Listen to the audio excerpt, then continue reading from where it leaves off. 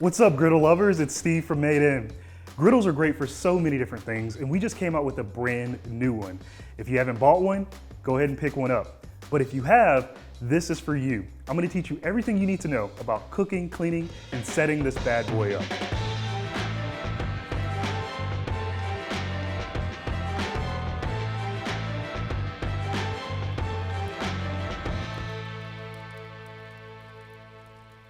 We decided to make our griddle of carbon steel. It's lightweight, can hold high heat, and unlike cast iron, it allows for precise temperature control, which is critical when cooking food. Some of my favorite features are the fact that we have this thing pre-seasoned, so I can use it right away. We also have these sloped walls to keep the liquid in and away from your flame. We didn't want the slopes to be too high so that you get that flat top feel when you're using a spatula and you don't have to worry about the edges. Setting up your carbon steel griddle is easy. Indoors, it's designed to work over 2 burners, whether that's gas, electric, or induction. You can even put it in the oven, just make sure to take off your Italian leather handles. What I really love about it is you can take it outdoors. It's designed to work with most grills, and you can even cook with it on open flame. Now that we talked about some of the features, let's go ahead and get this baby set up indoors. All right, so you'll see that I set it up vertically. This is how it was designed to be used on most 2 burners, north and south. Also, I'm keeping the leather handles on there, but if you're cooking something especially greasy, you can go ahead and take those leather handles off just so it's a little bit easier to clean. Now, the cool thing about carbon steel is it can go up to 1200 degrees Fahrenheit quite easily, but to get started, you don't need to get the griddle that hot. What you want to do is make sure that you're on medium to low heat to start. You'll see that I'm actually doing this for both burners. Reason being is we want the griddle to heat evenly.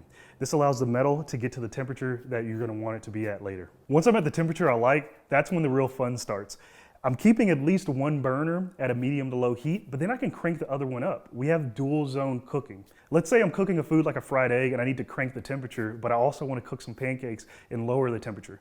You can do that on the 2 different zones that you're working with on this griddle. That's the beautiful thing about temperature control on carbon steel. You can make hash browns smothered or covered, fry eggs, make pancakes, cook a panini, smash a burger.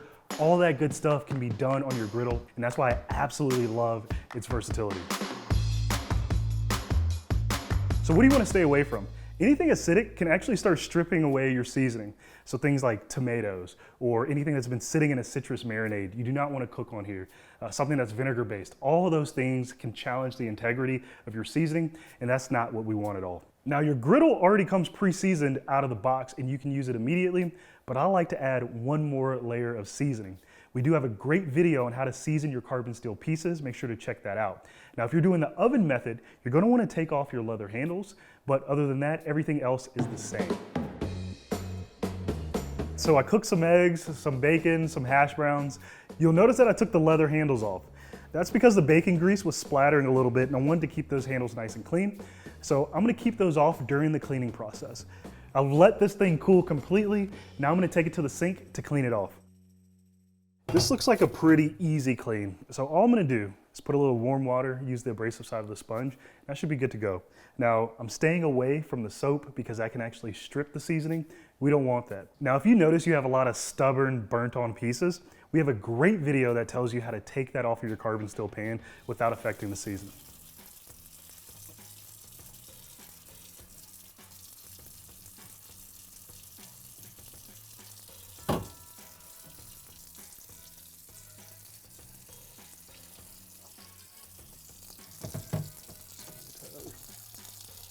All right, so we got this thing nice and clean. I'm gonna wanna dry this off. First thing you'll notice after your first wash and cook is that there will be a little bit of discoloration. That is perfectly fine. What you have going on here, different types of oil that's actually seasoning your pan. Over time, that color is gonna start evening out anyway. It's gonna be nice and seasoned. So we got it nice and dry. I'm gonna put these handles back on.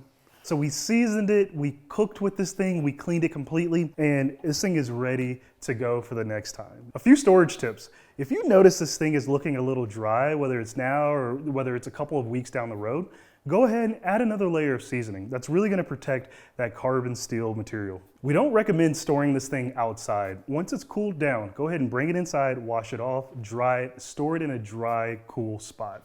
Now look, things happen. If you notice your griddle is starting to develop some rust, we have a great carbon steel restoration video that you should check out. I hope I've got you excited to use your carbon steel griddle. If you don't have one yet, go to madeincookware.com, order you one. If you have any questions, please reach out to our customer support team. They are standing by to help out. Once again, I'm Steve from Madein. Catch you next time.